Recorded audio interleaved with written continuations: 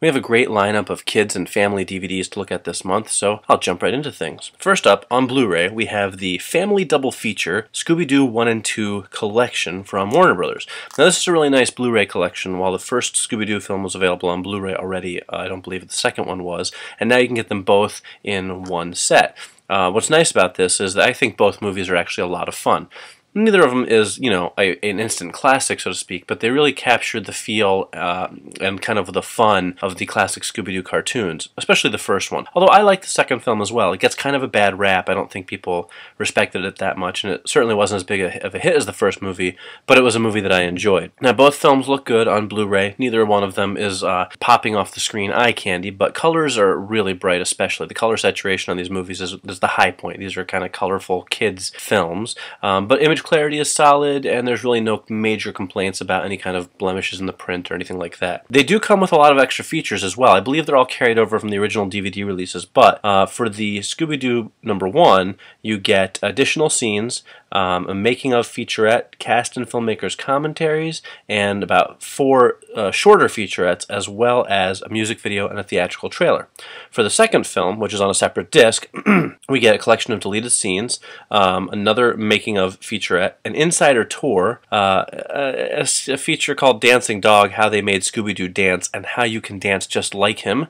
A little more for the kids, that one. The True Ghoul Hollywood Story, and a couple of music videos as well. So really, this is a great Blu-ray set, especially with the price of some Blu-rays. It's a pretty good value for the money. Next up, keeping with Scooby-Doo, we have Scooby-Doo Where Are You? Volume 4, Spooked Bayou. This is another one of the kind of budget Scooby-Doo DVD releases in that they've already released the Scooby-Doo Where Are You series in a box set, and this is more of just a 4-episode collection. Good for parents on a budget or people who don't necessarily want to buy all of the discs at once, want to spread them out a little for their kids. It includes 4 classic Scooby-Doo episodes, including Which Witch is Which, Go Away Ghost Ship, one of my personal favorites, Spooky Space Kook, and A Night of Fright is No Delight. There's not a ton of bonus features, but you do get a bonus episode from the much more recent Shaggy and Scooby-Doo Get a Clue series, and since that's actually a different series, I'll go ahead and count that as a real bonus feature. Next up, we have 2 releases from SPongebob Squarepants. Now, I've never been a humongous SpongeBob fan. I'm not quite sure why all the adults out there seem to think he's so great, but that's okay. My kids are a little young for SpongeBob, although they're at the age now where they're at least starting to recognize him, even if I don't let them watch him regularly. But these 2 releases are both good ones for the SpongeBob fans out there. We have Season 6, Volume 2, and Legends of Bikini Bottom. Now, Legends of Bikini Bottom is a typical kind of release. It's a 6-episode release. It runs a little over an hour, and it's pretty much just the next collection of SpongeBob episodes. They put these out every couple of months. There is a few bonus features. You get a behind the scenes of making of Legends of Bikini Bottom and a couple of animated shorts, so that's nice. But Season 6 Volume 2 is more bang for your buck in my opinion. You get 23 episodes in the 2-disc set, and in terms of special features, there's a featurette called Bollywood Bob, a How to Make SpongeBob Squarepants featurette, and 2 Clash of Triton shorts. So for my money, I'd rather just see season sets and buy them that way. But again, much like with Scooby-Doo, the individual releases are better for the more budget-minded parents out there. Next up, we have Lego's Hero Factory Rise of the Rookies, which is a computer-generated action movie. It's really 3 shorter films kind of packaged together as one film with sort of an overarching story. Boys 8 to 12 will love this. Everybody else, probably not so much. But it's cool looking, the animation is neat, and I have to admit the 12-year-old boy in me thought it was pretty neat. I did enjoy it, and your kids probably will too. In terms of extra features, you get a bonus short called Lego Atlantis, which is a story of a search for Atlantis, starring Lego characters. What more can you ask for? Next up, we have Wow Wubbzy, Fly Me to the Moon. As with so many Nick Jr. cartoons, this is a 5-episode collection of the popular Wow Wubbzy show, which my kids do watch sometimes. It's kind of funny. They have a little bit of a love-hate relationship with Wow Wubbzy, and I sort of understand why. Once in a while, they really enjoy watching him. Other times, when they see he's coming on, they say, no, we want something different. We want Backyardigans or something like that. It's an interesting enough show. The animation is kind of a cross between really simple and really complicated. It's bright and colorful. colorful, and occasionally it's fun. I find it to be a little simple in terms of the storylines, but it is a kid's cartoon, so it's hard to complain. You get 5 episodes, which sort of have kind of a little bit of a space theme, especially the first couple, Warp Speed Wubbzy and Fly Us to the Moon. There's also a little guest appearance by the Tooth Fairy there, which I'm sure some kids will enjoy.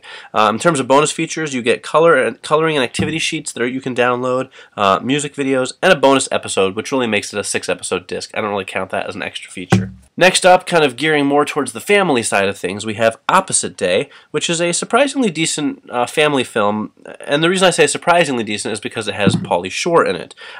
Not exactly the high water mark for great comedies, but it also has French Stewart, who is always fun to watch, and Ariel Winter, who I suspect is probably most of the reason the film got released now, because she is one of the daughters on Modern Family. And with that show's popularity, I'm sure anything these kids have done before is bound to make it out on video soon, if not already. It's an interesting enough film in that it takes sort of that, you know, Freaky Friday, 18 Again concept of kids and adults switching bodies, and it applies it on a grand scale where pretty much all of the kids in town and all of the adults switch bodies, which, you know, makes it kind of fun. It's a little bit different from just one kid and one adult switching bodies. And, you know, if you're looking for a good family film to watch with younger kids, but not necessarily you know, 3-year-olds, but not exactly 15-year-olds. This kind of fits the bill for something that the whole family can watch. You know, it's rated G. The humor is a little simple, and at times it's a little silly. It's not the type of movie I'm going to say you should rush out and rent if you don't have kids. But for what it is, it's actually fairly enjoyable.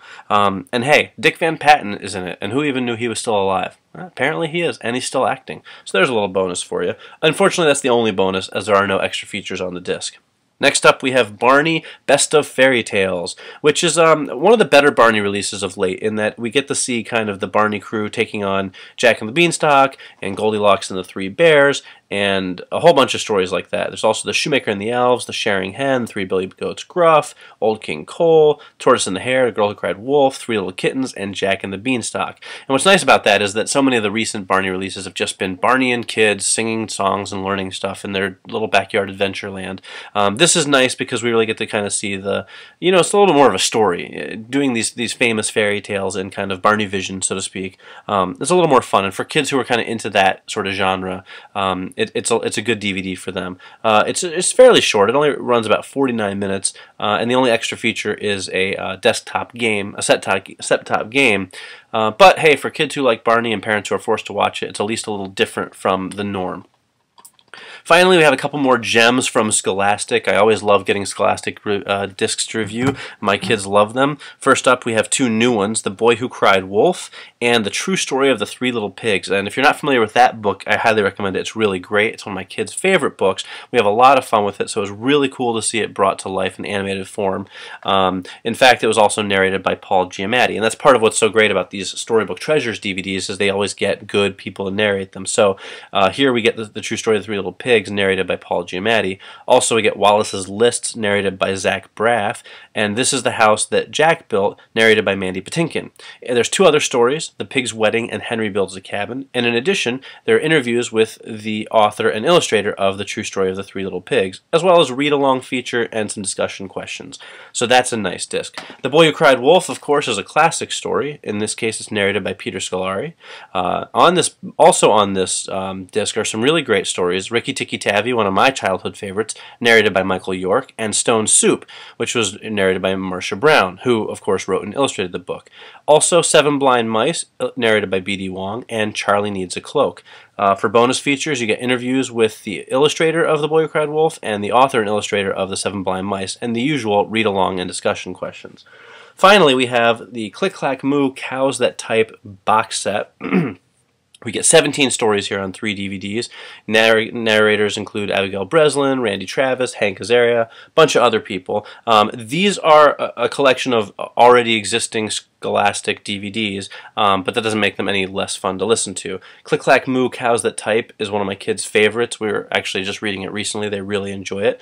Giggle Giggle Quack, another one that they really enjoy. And there's a few other stories on there that are really great. Chicken Little, the Norman the Doorman, The Story of the Dancing Frog, and there's some stories on there that we didn't know, which is kind of nice to expose my kids to new stories like I, Crocodile, Hot Hippo, Waiting for Wings, Doobie Doobie Moo, Diary of a Worm, and Diary of a Fly. These are all stories that we were not familiar with. So you get 17 stories on 3 discs. It's about 3 hours long. And for bonus features, there's a Spanish version of Click Clack Moo and Giggle Giggle Quack, as well as Duck for President, an interview with illustrator Harry Bliss, and the usual read-along and discussion questions. So, all in all, some terrific releases from Scholastic, and a great month for kids and family releases overall.